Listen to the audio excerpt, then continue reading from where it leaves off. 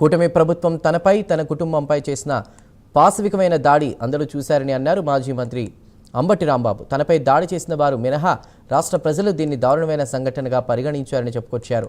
తన ఆస్తులపై కూడా దాడి చేసే ప్రయత్నం చేస్తున్నారని తెలిపారు. సత్తెనపల్లిలోని తన 22 ఎకరాల పొలాన్ని సర్వే చేయాలని ఎంఆర్ఓ కార్యాలయం నుంచి తనకు నోటీసులు ఇచ్చారని చెప్పుకొచ్చారు. తనను భయపెట్టాలని చూస్తున్నారని, రేపు గుంటూరులోని తన ఇంటికి కూడా నోటీసులు ఇస్తారేమో అని అన్నారు అంబటి రాంబాబు. అడుగుతా ఉన్నా, మరి చంద్రబాబు నాయుడు చట్ట వ్యతిరేకమైనటువంటి కృష్ణానది గర్భంలో ఉన్నటువంటి గెస్ట్ హౌస్లో ఆయన నివసిస్తూ నా పొలంలో ఒక చిన్న గెస్ట్ హౌస్ ఒక బాగా ఉంటే దాన్ని మీరు ప్రశ్నిస్తారా? ఏంటి మీ ఉద్దేశం? అంటే అంబటి రాంబాబును 18 రోజులు జైల్లో పెట్టినా వెళ్ళలేదు, కేసులు పెట్టినా వెళ్ళలేదు, దాడులు చేసినా వెళ్ళలేదు. కాబట్టి ఈయన మీద ఈ రకంగా మనం డిపార్ట్మెంట్ను తీసుకెళ్ళి ఎక్కిచ్చేద్దాం, భయపడిపోతాడు అనుకుంటున్నారు. పిచ్చోళ్ళలాగా ఉన్నారు మీరు. చంద్రబాబు నాయుడికి లోకేష్ ఇంక పని పాట లేదనుకుంటా ఈ రాష్ట్రంలో.